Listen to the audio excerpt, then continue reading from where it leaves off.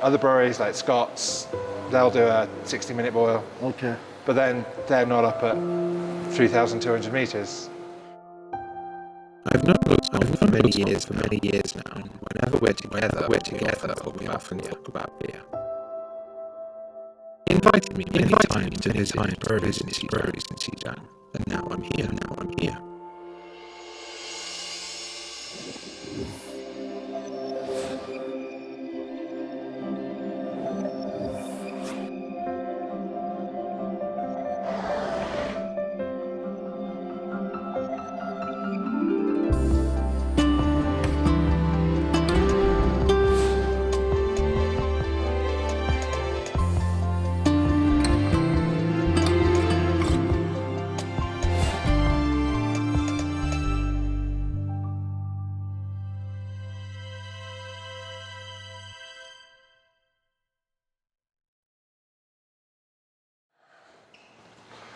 You've got to separate everything off. Yeah. You know, Wild West in Chengdu, you've got the brew house and the fermenters and the packaging line have all got to be separated out. I know he had an advertising design company before and earned a lot of money from that. Then he went to learn how to make beer and to keep learning online.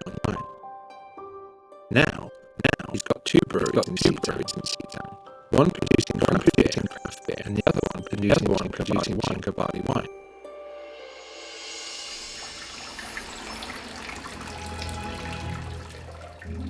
The most interesting thing is seeing similarity in what I do as a humble and what he does as a professional. Am I doing stuff to him, and what can I learn from him? As a home brewer, while I understand the basics of brewing, the mashing, boiling, and all of that, we tend to make necessarily complicated to make ourselves feel smart. And then when you go to a commercial brewery, they don't do any of that. They're making great beer, keeping things as streamlined as possible. That's very yeasty. Yeah. Won't be drinking it, but that's a lot of yeast. Have a look at that. Still fermenting. So you've got all the yeast particles just bubbling away in there. That would be a nice one when it's done. Obviously very different to my homebrew setup, which of course you saw. My homebrew setup's a lot smaller, a lot simpler. And obviously I can only really do 50 litres at a time compared to, say, 2,000 litres a time here. I have a little extra space out there. Yeah. This is like This is what, 5 tons? 5 ton? Yeah, so we're thinking about adding 2, maybe 6. To be honest, it's not really the drinking that I enjoy the most. It's the process, and particularly the sharing as well. While we enjoy drinking, we would have done that anyway. You know, we're over 3,000 meters here, and that presents unique challenges to how he has to think about hop utilization. So, you know, it's a unique challenge up here, and so it's really interesting to see, you know, how they overcome those challenges. Remember last time you visited Chengdu, okay. we visited Scott, and he's got the same. He's got 2 little baby ones, normally for hop experiments or yeast experiments. And as a home brewer, well, I'm doing that size batch anyway.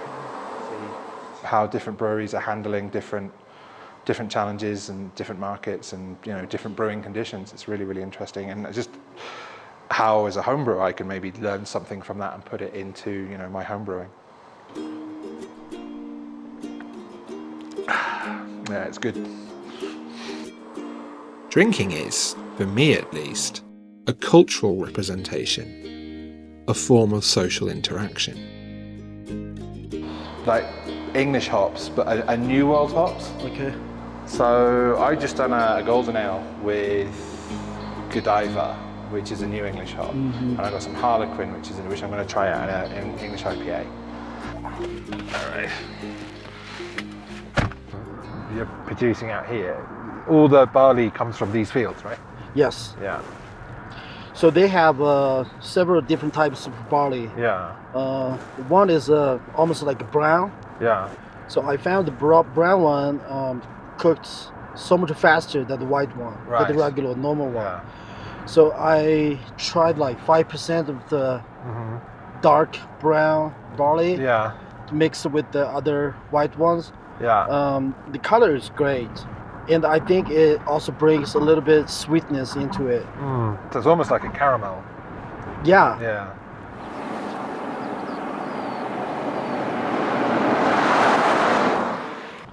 Still a few weeks away from harvest. And then wheat on that side. Yeah.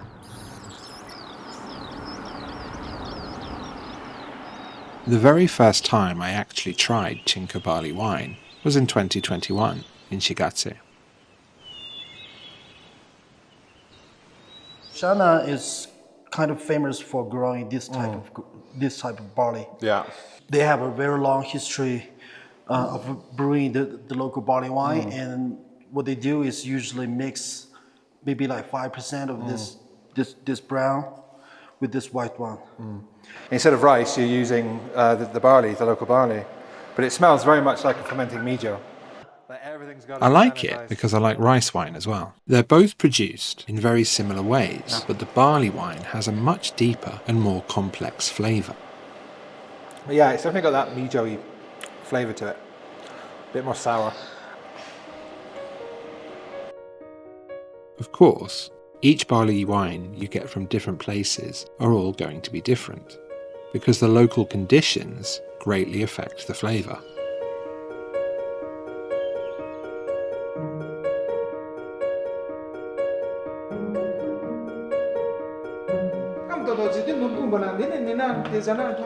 After visiting Losang's Thangka barley wine factory, a local auntie told me how the locals brew Thangka barley wine at home. 1 month ago. Yeah. And when she cooked the barley, she intentionally overcook it, almost like make it to like a roasted barley. Ah. So she doesn't need the brown barley.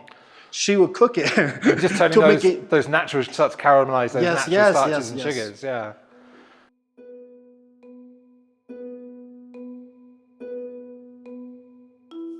This auntie's got practical experience and knowledge that she knows if something is too hot or too cold without having to measure it. She just knows through experience. It would have been great if we could have actually tried her barley wine. So these three are from this valley, these fields. All these. All five, all six. Yeah, all six. It's probably because, as home brewers and even pro brewers, we tend to be so precise in our measurements. This thing has to be at this temperature, this pH. But then we bring it back to the farmhouse, and it's more about, is that hot enough? Yeah, that's good. Is that cool enough? Yeah. Looks okay, smells okay, tastes okay. It's much simpler.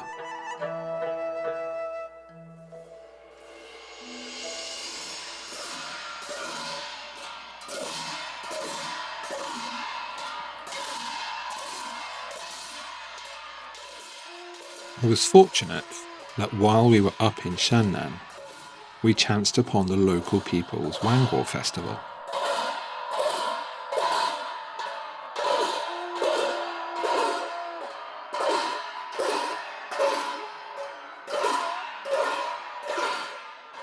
Yeah, so the Barkhor festival is also known as the Harvest Festival. It's a Tibetan celebration that marks the end of the farming season. It's usually held in June, according to Tibetan calendar. Okay. Yeah, so we're really lucky today. Yeah. Yeah, it's held only once in a year, so we are here.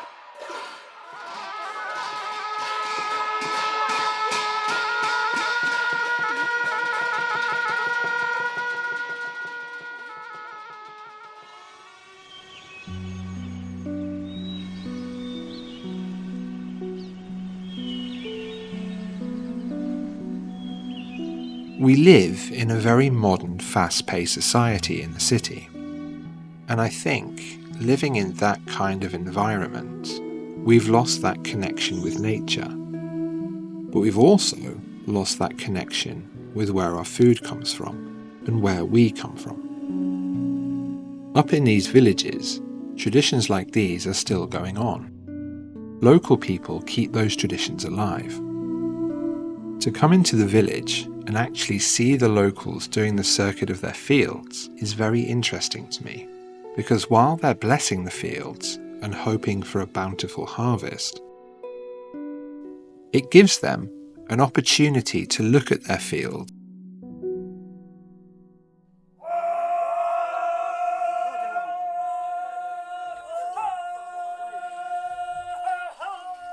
So this is called sho. Sho. Sho in Tibetan means dice, right? The whole purpose of this game is to let all these units go past these. The shells. Yeah, the shells.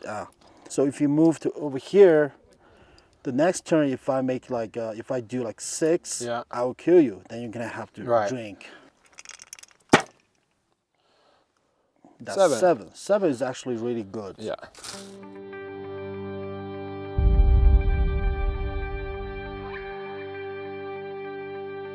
Last time I came to Xizang, it was more touristy. I did Lhasa with the Patala Palace and Drepung and Sera Monasteries and Barkhor Street, and then out to Shigatse and the Tasilumpo Monastery there, and then out through the wilds to Mount Komolangma Base Camp. This time, I've seen a much more local aspect of Xizang. It's very, very different to other areas of Xizang that I've been to, which are much more wild, more, the landscape is much more harsh. And you look out across here and the feeling is it's much more gentle and it's much more peaceful. So you come up here and it's just all of a sudden it's just quiet. I can imagine 2,000 years ago, the king standing up on his balcony there, looking out and just looking at everything he's been trying to do and just getting a real sense of peace and calm from it.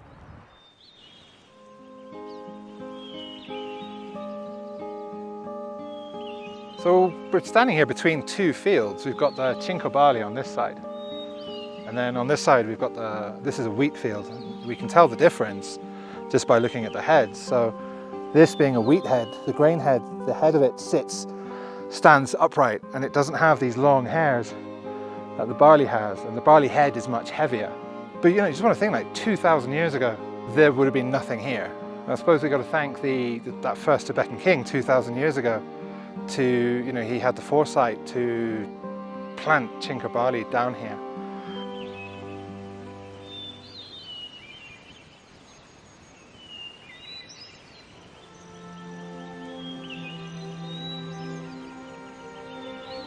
Being in this type of countryside reminds me of my hometown when we'd be out walking through the fields. We have barley and wheat fields as well, and obviously we also brew beer. I love walking in the countryside. It's always nice and peaceful.